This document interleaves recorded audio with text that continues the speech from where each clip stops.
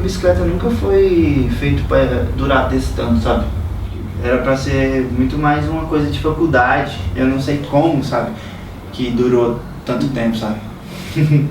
Enfim, e aí a gente foi para esse congresso de design no Sul, Santa Maria, e quando a gente chegou lá, a gente foi mesmo só para curtir, não queria saber de nada de aprender nada não. Mas quando a gente chegou lá, a gente viu que tinha muitos estudantes de outros lugares do país que eles se juntavam e faziam grupos para trabalhar, e que esses grupos tinham um nome muito engraçado. Eles Boianodinho, Buraco de Bala, Feijão Bola 8, e o que eles produziam era tudo, era assim desse jeito que a gente queria ser, sabe? E quando a gente voltou pra Goiânia, a gente veio já contagiado com essa ideia, só que a primeira coisa que a gente pensou foi no nome mesmo. Escolheu um nome bem idiota pra ninguém botar muita pressão na gente, falar, esse moleque tá só curtindo, a gente poder brincar em paz, trabalhar e fazer as coisas assim. E a gente escolheu Bicicleta Sem Freio muito aleatoriamente, não tem nenhum porquê. Inclusive eu gostaria muito de não usar mais esse nome, mas agora já é. A gente era 11 caras no começo, simplesmente juntou todos os caras que tinha e falou, vamos montar um grupo, todo mundo. Então, foi chegando gente, o povo foi com medo de mandar o resultado. O Renato mesmo, a gente nem tinha chamado o Renato apareceu um dia lá e foi ficando, sabe, foi ficando. Quando a bicicleta era cerca de 8 caras, a gente ficava tudo na casa do Jovan, no Vila Nova, no bairro Vila Nova, e a gente virava à noite, fazia uns mutirão na casa dele, que era uma kitnet, bem pequenininha, bando de homens sem camiseta fedido, trabalhando na madrugada para terminar as coisas e conseguindo ainda fazer os trabalhos de faculdade. No início foi mais farra do que trabalho, assim. Até que a gente ia tomando umas surras de vida e a gente ia aprendendo um pouco. Nos 10 anos, né, 12 anos eu acho, assim, tem história engraçada demais, tem muito lugar. Nós já dormiu, a nossa casa, o nosso estúdio era na frente do banheiro, sabe? A gente dormia os dois no mesmo lugar, no mesmo estúdio. Não no mesmo lugar, cama, né, assim, no mesmo espaço, né. Acho que eu trabalhei com um time meio de vendedor, de trem, de aparelho ortopédico. Eu, na época da faculdade, eu trabalhei Numa fábrica de caixa fazendo embalagem. Eu e o Renato já trabalhamos na loja de disco, arrumando estoque, atendendo telefone. Um monte de disco. Eu trabalhei num escritório de design chamado Nitrocorps aqui de Goiânia. Os caras mesmo que adotaram, eu não sabia fazer nada, os caras falaram, vem cá, meu filho, vem cá. Eu, minha vida inteira, só tive um emprego e eu fui demitido 1 ano depois. Então, se não fosse pra ser esse aqui, eu tava enrolado. O Renato, o Douglas e o Vitor, eles foram meus alunos e depois de um tempo, trabalhando em sala, com os projetos, nós criamos uma afinidade natural. Essa afinidade acabou, depois de um tempo, virando uma parceria de trabalho. Tanto o Vitor quanto o Douglas, eles já trabalharam para mim, mas em projetos específicos. Sempre que eu precisava de um projeto, que eu queria uma qualidade específica, com aquele traço, eu sabia que eu não ia me decepcionar com eles. A qualidade sempre atendia as minhas expectativas ou superava as minhas expectativas. A gente acabou se apegando no que a gente gostava e não o que a gente sabia. A gente gostava de desenhar, a gente não sabia, assim. E o tempo foi passando e a gente foi apegando a isso, e hoje é o que a gente faz. A gente começou a fazer muita coisa de graça para as pessoas. A gente oferecia, olha só, a gente sabe que você tem um festival, a gente quer fazer o cartaz. Chegava na banda e falava, a gente sabe que você tem uma banda, a gente gostaria de fazer a capa. E assim a gente foi construindo um portfólio que era mais adequado, e aí a partir disso as maiores marcas, com base nesse portfólio que a gente fez de graça, começaram a procurar a gente pelas coisas que a gente fazia. Foi daí que surgiu essa história do nosso design autoral. Assim, na verdade, hoje a gente nem trabalha com design. Trabalha prioritariamente com ilustração. Não teve um projeto, uma estrutura, assim, um segmento. As coisas elas foram acontecendo.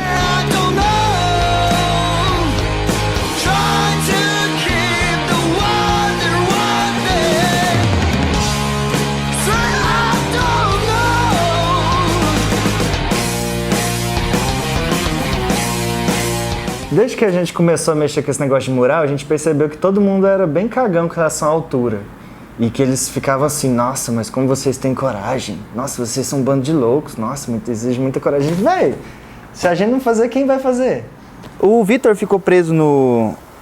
A gente usa uma máquina que ela é o boom lift, que é um tratorzinho com a mão e ela vai lá, né? E aí quando tava lá no alto, acabou a bateria, ou gasolina. Gasolina, né?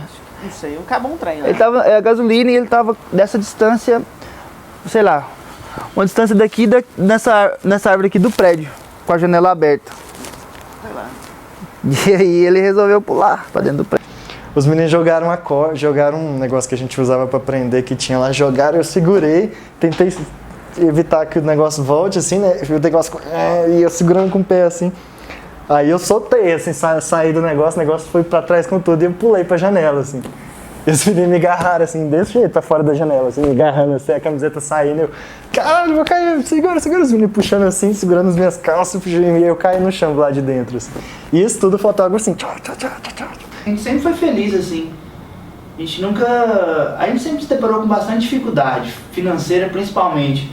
Mas como a gente toda a vida foi envolvido com as coisas que a gente gostava de fazer, a gente toda a vida foi muito feliz, assim, com tudo que a gente conseguiu, tudo que a gente conquistava pra gente era muito grande, assim, sabe? O Bicicleta Sem Freio foi uma escola de ilustração, meio que a gente criou para aprender coisas que a faculdade não ensinava, né? O nosso foco é o foco no trabalho autoral e na continuidade de trabalho, sempre tá desenhando, produzindo coisa. Principalmente eu não consegui administrar tatuagem, bicicleta e banda, o Black John Shots, né? A banda já chegou a fazer 100 shows por ano, a gente não aguenta mais não. E aí o Bicicleta começou a viajar igual banda, assim, sem parar, pra tudo quanto é lugar no mundo. Aí eu falei, cara, não dou conta. Mas eu saí do Bicicleta, não saí assim, tipo, tchau, nunca mais me veio. Sempre que os meninos precisarem de mim, eu tô aí pra ajudar. E a gente se encontra direto.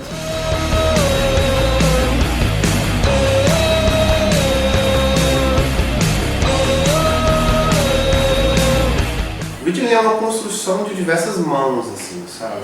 Tive a participação ativa, tanto principalmente do Douglas e do Victor, que colocaram muita mão na massa no sentido de fazer ilustrações e criar sequências de animação.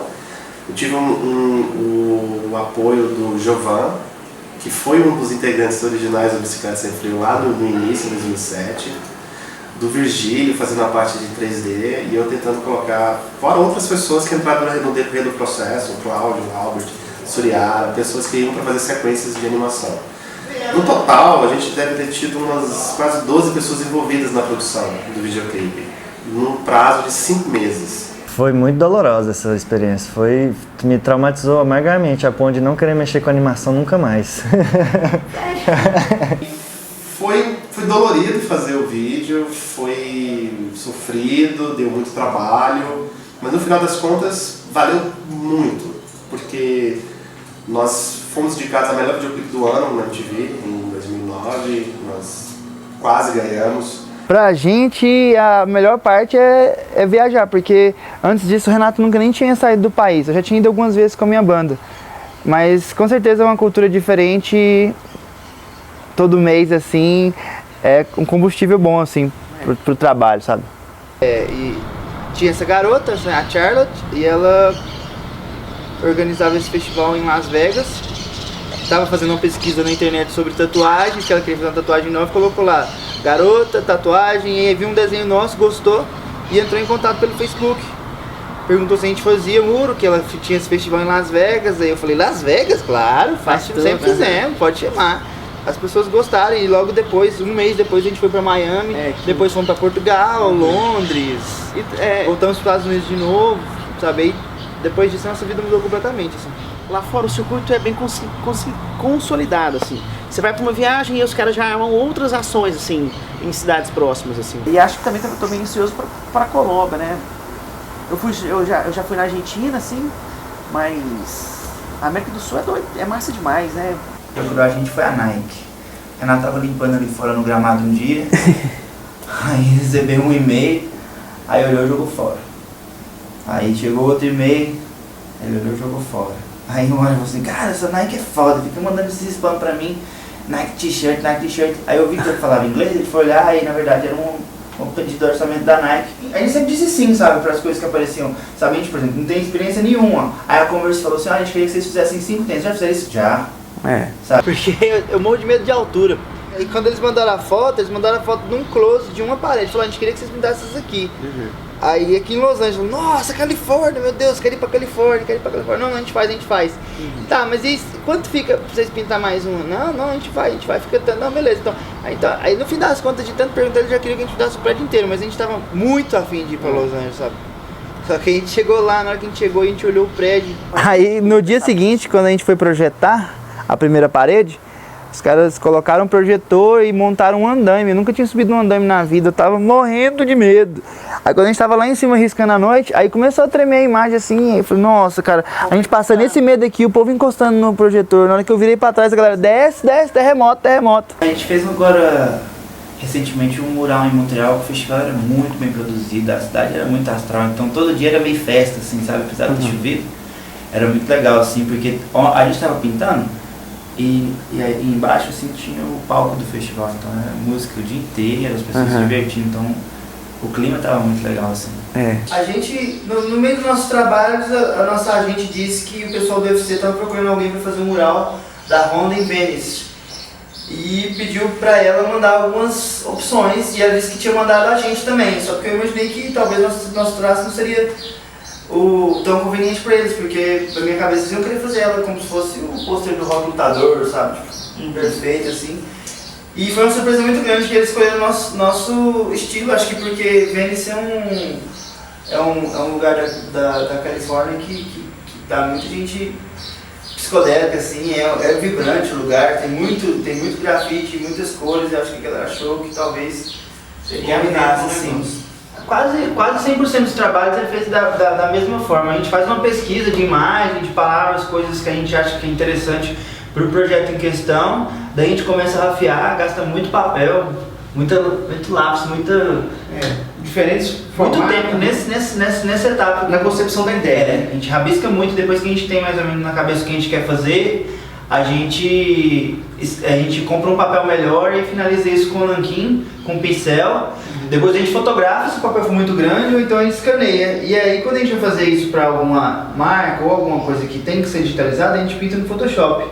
Senão a gente pinta à mão, com tinta acrílica mesmo. Bom, a gente foi convidado para fazer o nosso primeiro mural sem nunca nem ter feito nenhum, então o jeito mais fácil de fazer era com pincel e rolo. E depois desse apareceram muitos murais para fazer, a gente nunca teve tempo de aprender com spray. Spray é legal. E às vezes nem é o jeito mais rápido, foi o jeito que nós sabíamos, Não era o mais rápido ou mais prático, era o único que a gente sabia.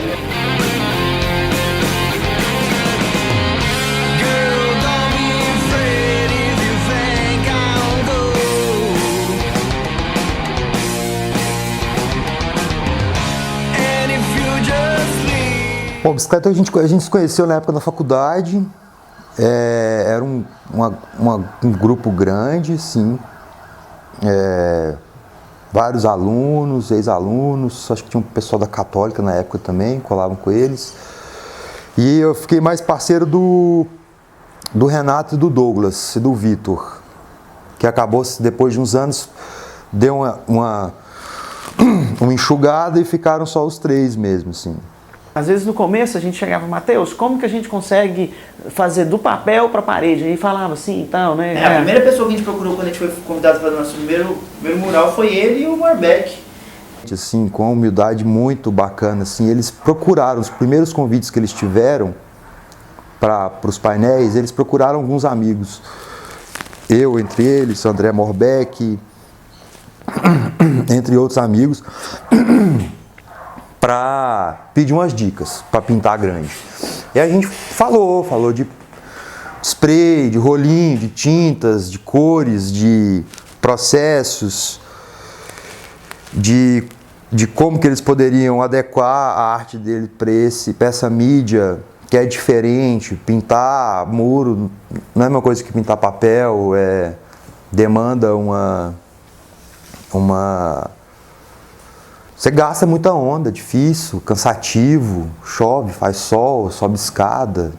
Os murais mais importantes nos últimos 2 anos. No mundo, a bicicleta sem freio está entre todos os top 10. Assim. A bicicleta, cara, a importância deles é assim, extremamente grande, porque não se basta só ao design, as artes visuais, porque o bicicleta deu visibilidade para Goiânia como um polo de arte, de cultura. Eu posso acreditar 100% do que eles são hoje, quase que único e exclusivamente ao trabalho deles. Porque as chances que eles tiveram, eles conseguiram executar muito bem. A qualidade que eles conseguiram entregar para os projetos, essa qualidade sempre superou a expectativa. Obviamente tem uma questão de talento, mas o talento por si só ele não responde por muita coisa, sabe? O talento ele precisa ser lapidado, ele precisa ser exercitado, ele precisa ser construído todos os dias. A gente estava pintando um prédio uma vez em Las Vegas, aí passou um cara assim, todo maltrapilho, e falou: cara, eu dormia debaixo desse prédio aí dormi um ano aqui, vocês estão mudando minha vida, estou muito feliz, obrigado. A gente falou: nossa, esse trem é massa demais isso, né? Então, tem várias histórias, né? Várias pessoas que nos ajudavam, assim. Mas um professor nosso, o Carlos Sena, que ele era o coordenador do espaço da Liturgia Cultural, ele foi um dos caras que encabeçou, assim, que falou: ó, vamos fazer aqui e tal, tem essa parede e tal. O Fabrício Novo, na figura da construtora, e o Matheus Dutra, que é um amigaço, um FG. A da FG foi bacana, e o mais bacana foi porque a gente fez ele meio que em homenagem a esse professor nosso, que infelizmente faleceu. Ele fez o convite pra gente pintar lá e faleceu antes de ver isso pronto, sabe? Em outros momentos a gente lembrava muito do professor, assim, a gente queria que ele tivesse participado, assim, a gente pensava muito nele. Assim. Recentemente a gente pintou, a gente fez um painel no Centro Cultural Oscar Niemeyer, e ele foi tapado, pintado de branco de novo, por uma série de questões políticas, de até com o que a gente combinou mesmo com a administração do espaço, mas o legal foi o que aquela ação levantou, que são as discussões sobre como a gente se apodera dos lugares. Isso aí foi bom, achei foi massa, porque muita gente ficava falando: vocês pintaram em tal país, e nunca pintaram aqui, bababá, bababá.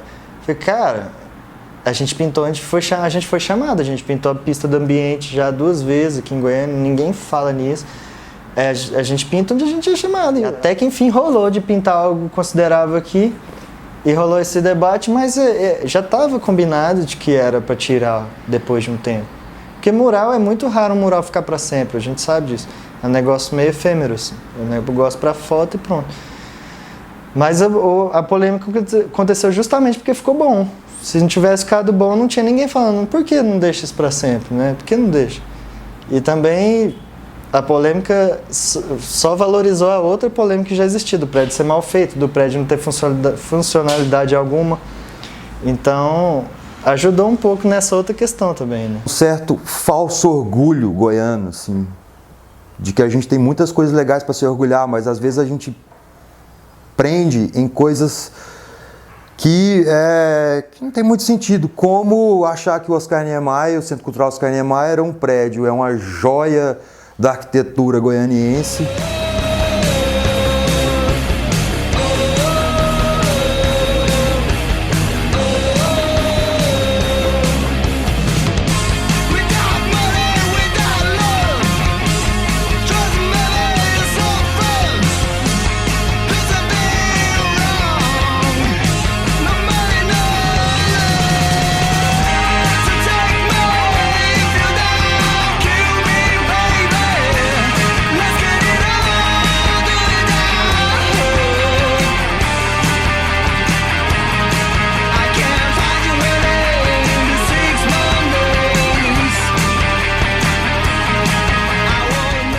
Participar da bicicleta